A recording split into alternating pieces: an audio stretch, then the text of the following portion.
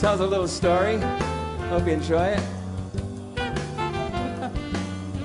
Yeah.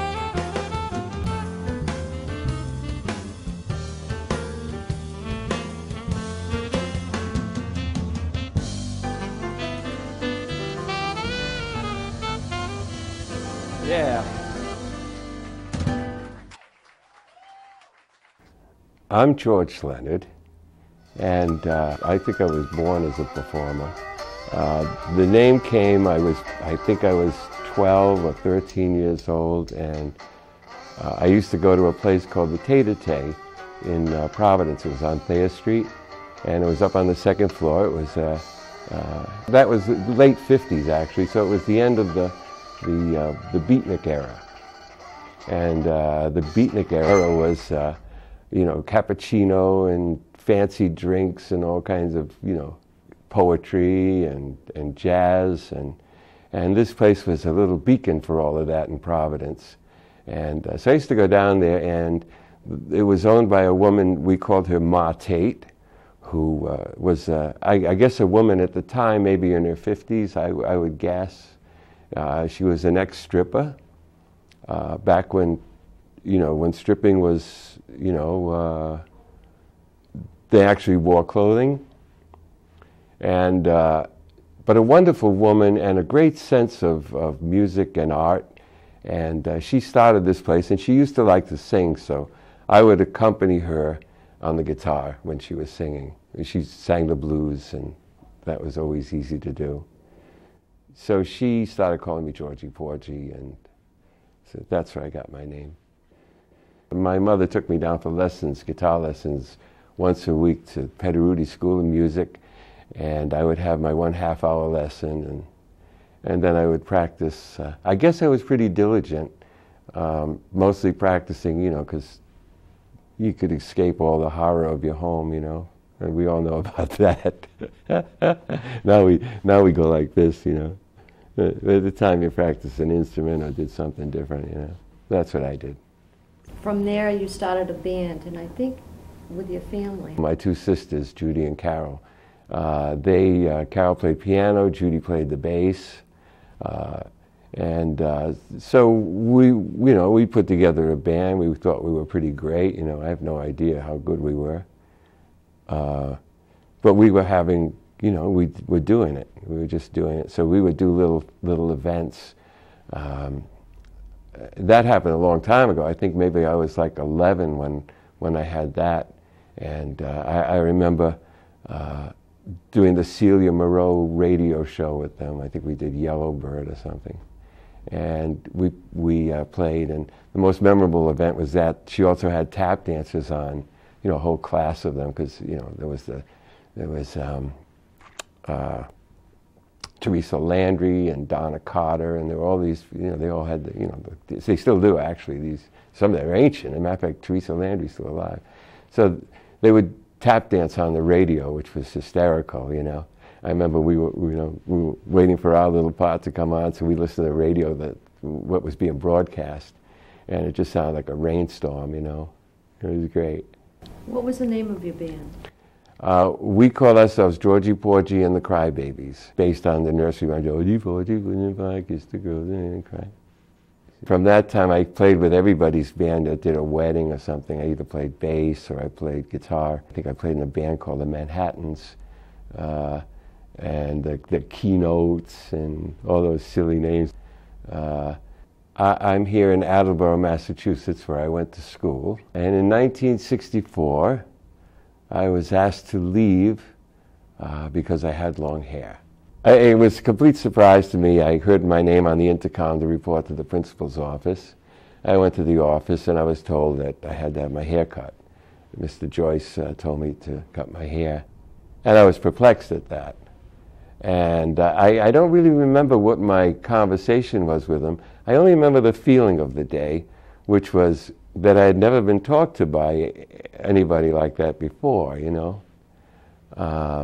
I started saying something, and he'd say things like, "Oh, you're barking up the wrong tree here," and, you know, which I had no concept of what's barking up the wrong tree, you know.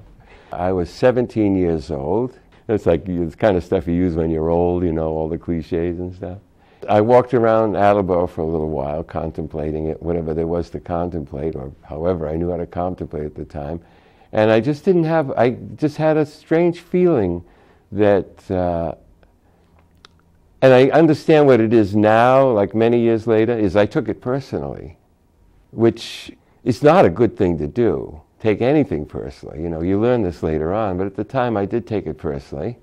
And I didn't know what to do about it, so for some reason I thought Attleboro Sun, because, you know, they report on things like that. So I took the Attleboro Sun, and I remember, I wish I could remember who did the article, but it's probably written somewhere. But we had lunch that day and had coffee and some lunch, and we discussed it, and I told him the story, and the next day it was, you know, completely in the front page, pretty much the whole front page, yeah. The family got involved, and we also got a call from Ernest Rotenberg, who was an attorney in Attleboro, and unusual guy, you know, he was spirited in the way of the 60s, you know, about, you know, liberties and this, and he was a young guy too, so of course there was a part of him probably looking to, you know, expand his name and who he was and, you know, what he could do. So he took on the case. I think he took on the case $500 for the whole thing, you know, which was, you know, nowadays it's $500 an hour to get a lawyer, you know, and you end up doing all this work anyway. Nothing against the great lawyers out of the world, all 2% of them. So we took it to him, and then there was a series of appeals and little court cases, you know, the smaller court cases. There was one, I think I won one where I was allowed to go to school for 7 days. I'm not sure of the history. It's all pretty well documented. And he took it as far as the United States Supreme Court with the help of another guy named Ed Dangle.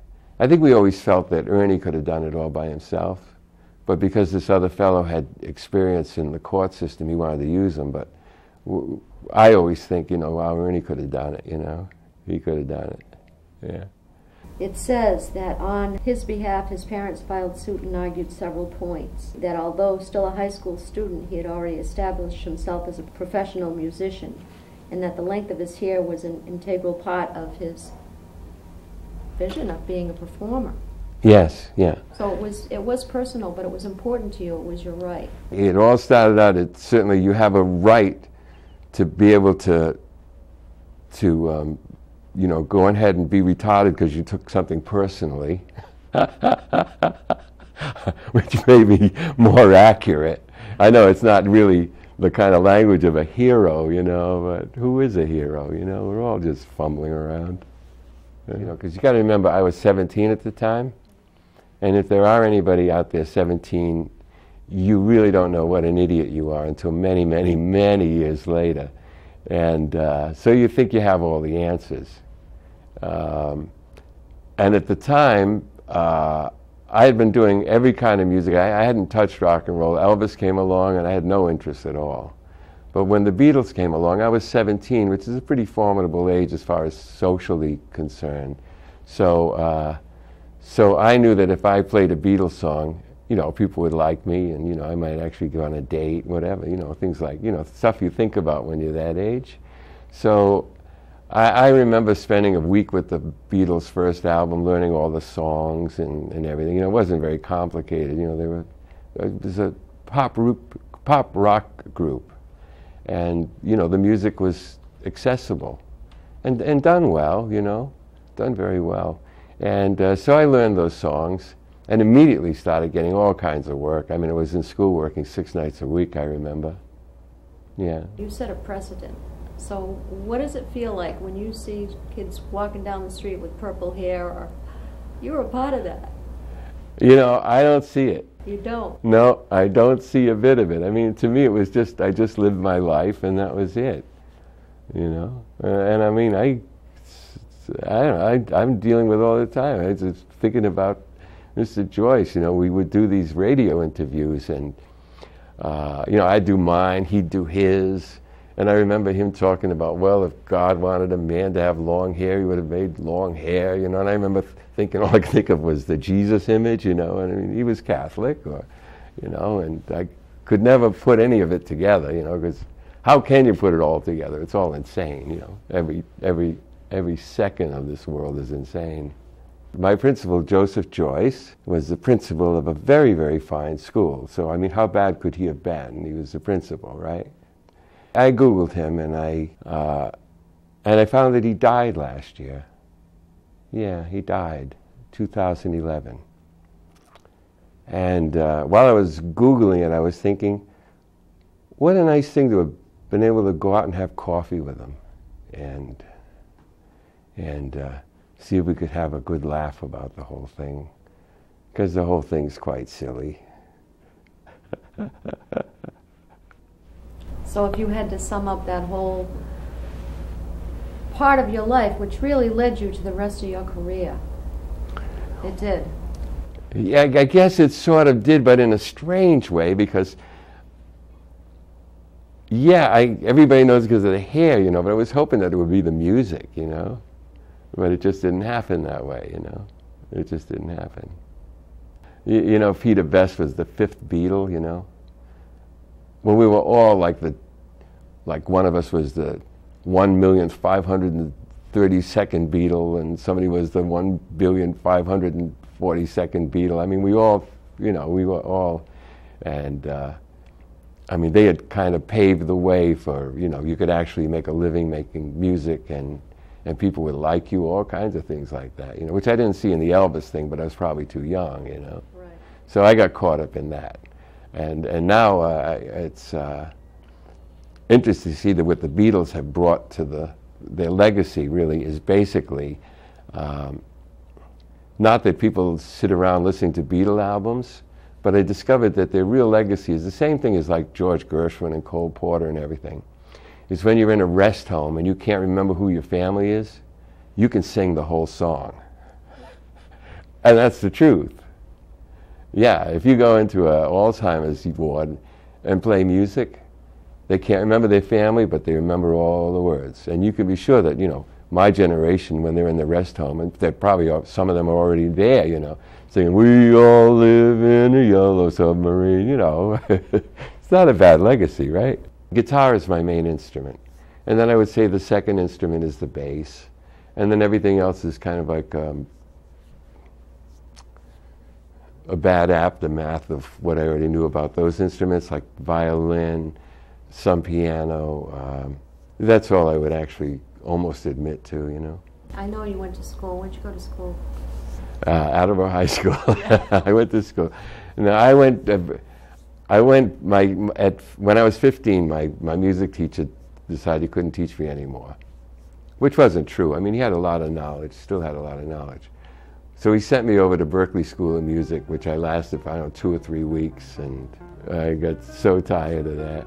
And I just decided I just never wanted to go to music school, because I don't ever think I ever wanted to learn it. I just wanted to do it, you know. You've had really quite a career. I read that you went to New York. It's so funny. That's like a Rhode Island thing. Well, you had quite a career. You got out of Rhode Island, you know. Yeah, I did. I went to New York early. I was actually, the first time I was in New York, I think I was 16, and that's because we did the World's Fair. I was with the Rhode Island Youth Jazz Ensemble, which was a great band. It was so good. And I think I played guitar and bass in that. I'm not too sure what it was. But later I played the jazz festival with that group when I was 16. And I was in New York early. And then I went to New York to play at Jack Silverman's International Theater on Broadway, which sounds really, you know, really, wow, Broadway, Jack Silverman's International Theater. Well, the truth of that is they were sort of like just being afloat. And I remember Minsky's Follies. You ever hear about that? Well, Harold Minsky used to come in there begging for the money because this place that I was working never really paid them, you know. So you know, the picture of the getting out of the little town to go to New York, you know, it's just as fuzzy as anything you'd find locally, you know, just as fuzzy. Tell me a little bit about Miami. Oh, Miami. Yeah, I could only tell you a little bit about Miami. I was there for 4 years, and I don't know. You know, I don't think I ever really wanted to be doing what I did. It's just like the idea of it, you know. And I liked writing the songs. That was kind of fun. Yeah. But the only way to make a living at it was actually to put a band together and go in front of people. So I spent a good deal of time on Miami Beach playing a tourist club, you know, at the time, this was in the later 60s, maybe 67. The name of the place that I played in Florida was the Rec Bar, which was in the Castaways Hotel, which has since burned down. There were go-go girls on the tables, and there were, you know, cans that people could shake in time with the music, and but also it was a very interesting time, although I wasn't really aware of it. A lot of people stopped in at that bar. Anybody that was playing at the peace loving festivals, the rock festivals and stuff, they used to all stay at the hotel where I was playing. So they would always pop in, and especially if there was a festival going on, they'd all come in. Everybody wanted to sit in, you know, because they're just musicians, you know. Yeah. I'm going to read part of this, but I want you to elaborate because I flipped out when I read it. Okay. I mean, it's really exciting part of anyone's life. One memorable evening occurred during the Miami Pop Festival, which is what you were talking about. Jimi Hendrix, Frank Zappa, Jimmy Carl Black of the Mothers of Invention, Arthur Brown of Fire fame, John Kay of Steppenwolf, and the entire Vanilla Fudge Band were all staying at the Castaways, and they all sat in with the band during a single performance. Tell me about that night. That was, you know, it was just another night for me, but it was kind of fun, you know. But I mean, they were, you know, it's like when I was in New York, I was playing the tourist place, but they were like at the, you know, Fillmore East, and that's where everything was really happening, you know. So these are the guys that were doing that, you know, I mean, the same as me, only we chose different venues, you know. Did you ever keep in touch with any of them? No. But you know, I used to bump into, for some reason I used to bump into John Kay all the time. Yeah, I'd bump into him all the time, because most of them aren't around to bump into anymore, you know. Recent thing was a Frank Sinatra, right? Oh, that was Elvis Sinatra. I did that in the 90s.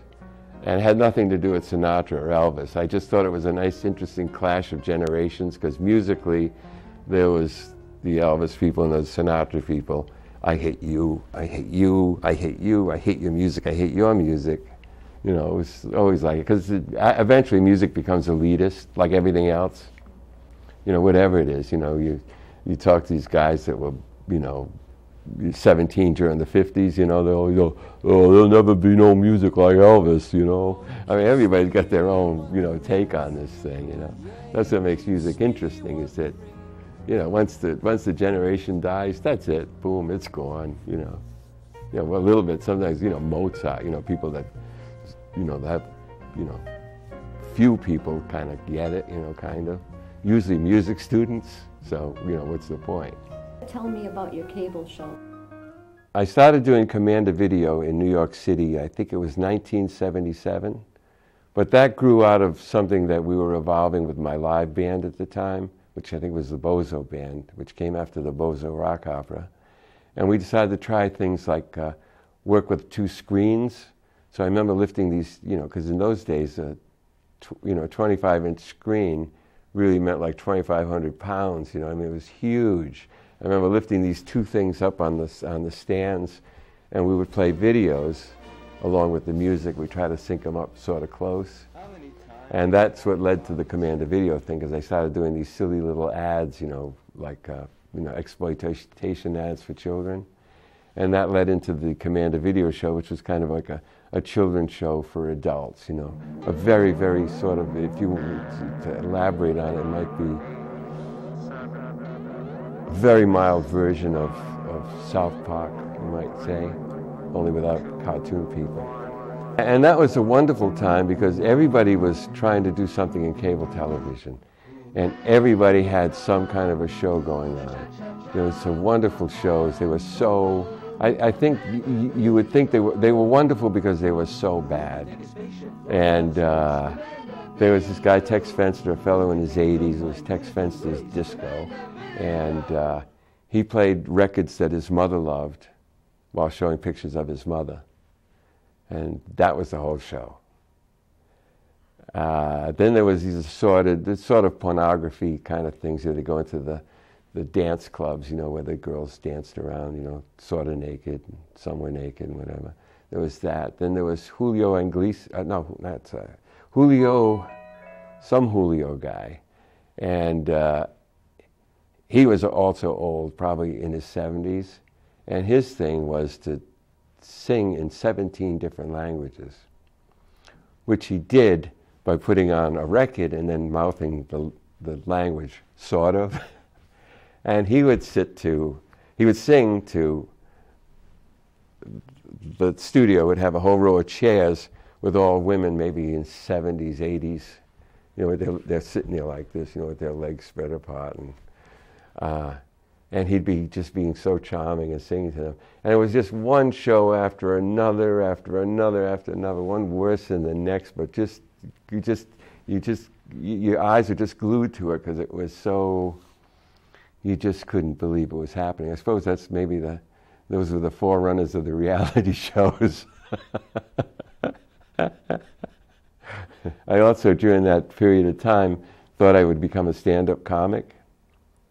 So I used to go into the comedy clubs and do that, but I realized how tragic that is. That is so pitiful. You see these, you know, the comedians, you know, they night after night after night, they shift a word here and they shift a word there and change a word, you know, and really, you know, real craft about it, you know, but you really wonder why they're a strange lot, you know.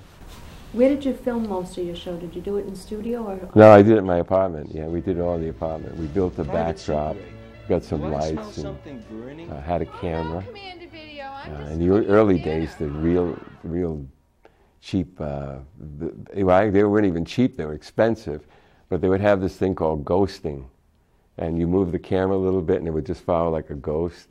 That's the way everything was back then, so it was, you know, to have a real television show, you know, that was a lot of money. Anybody could do it, you know, just get the space, you know, just like now, cable, you know. Did you edit your own show? What I did is I found some people who were kind of fans of the show, and they offered to edit it for me, which was nice. So we go in the studio. I give them a little bit of money, you know, because of course, you know, but it was, you know, pittance compared to what the studio was worth, you know. Matter of fact, Larry Vanderveen was his name. Yeah, it was all mobile video, and their claim to fame was they had the original footage of the capture of Sam, Son of Sam. So that was their claim. And I remember being in the editing room when they were playing their demo reel, which everybody had as, you know, to show you the quality of work that they did. And they were watching the demo thing, and all of a sudden the shot of the Son of Sam comes on, you know, and the whole place goes into applause, you know. It's a crazy world. So tell me about the concept of Commander Video and the costumes. The costumes were wonderful. The concept of that was to be a variety show that took place from outer space. And it was a kind of a loose idea, but we wanted something so we could just go in any direction possible. We were writing 2 or 3 space songs a week. Amazon Woman, Incredible Shrinking Lady, Invisible Lady, 4 Arms to Hold Me, A Menage a Trois for Two. That was one of the songs. Computer Masseuse, and silly stuff. But it gave me a chance to write songs, which is what I like to do, you know. So I had a place to put them. Now I come to think of it, that's the only reason I ever did anything, was to have a place to put my songs. Elvis Sinatra was the same thing. I needed a place to put my songs, so I made Elvis Sinatra, and I had other songs. I needed a place to put my songs, so I did the Beaux-Arts Rock Opera. Is that one-man band that I read about? The one-man band was recorded in Florida when I was in Florida. also wonderful history there too. It happened to be the studio where Atlantic used to record everybody. Aretha Franklin, Stephen Stills, Ken Purdy, everybody. Recorded everybody. So everybody would go to that studio. So I went to that studio because, and I can't remember, I think what it was is before I did the album, I had done a recording session in which I hired Jaco Pastorius. And Jaco Pastorius is sort of a god in the world of electric bass players. And of course, at the time, he was just a bass player. You know, I was playing with Tommy Strand, the upper hand, and we would all do these to get in the Criterion record. We'd all do it for free, you know. But at the time, he had just had a kid, and he said, "Nah, man, I got to get $25." So I gave him $25, you know, because I was pretty rich. You know, I had a job on in Miami Beach. You know, rich is like a few $100 a week or something, you know. So I could afford it, and I had no idea it would turn out to be this, you know, amazing monster of a musician. So I think that session kind of like opened up a few things because the engineers thought he was absolutely fantastic. Well, they didn't think he was great. They actually ended up buying his bass because they thought that all the magic was in the bass that he had, which is really peculiar, you know. So they gave him, I think, $600 for it, and he went out and bought another one for $100, and, you know, same Jaco, you know. Yeah. But it's amazing about these guys that play. Same thing with Jimi Hendrix. You know, now you can go out and buy a Jimi Hendrix pedal so you sound exactly like him, you know. But he used my brother-in-law's guitar, and he plugged into my amplifiers, and he sounded just like Jimi Hendrix, you know. It was the sound in his fingers, you know. It had nothing to do with the equipment, which was nice to witness, you know. Same thing with Frank Zappa. Had the same thing as another great guitar player. But I mean, he was, on any guitar, they're the same person, you know, any guitar.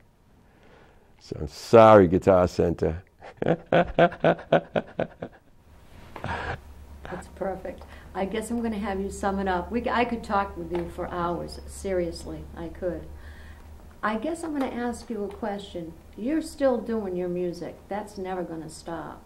What would you say in your lifetime so far has been one of the greatest moments of your life? This one right here. That was the correct answer, Joe.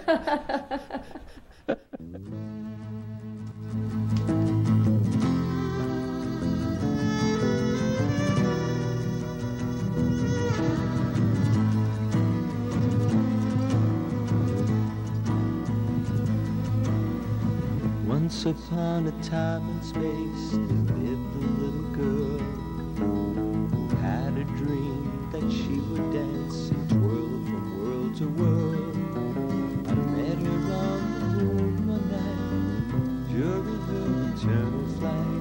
I asked her if she'd like a lift. She said her feet were lightning swift.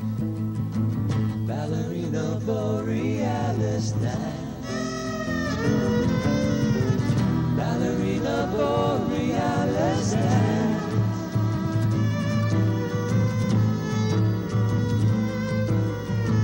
Lovely ballerina, dancing with light. I followed her from Pluto to Neptune in one night. I asked her for her heart as she took another leap. She said her heart was mine, but her feet she had to keep. Ballerina Borealis dance.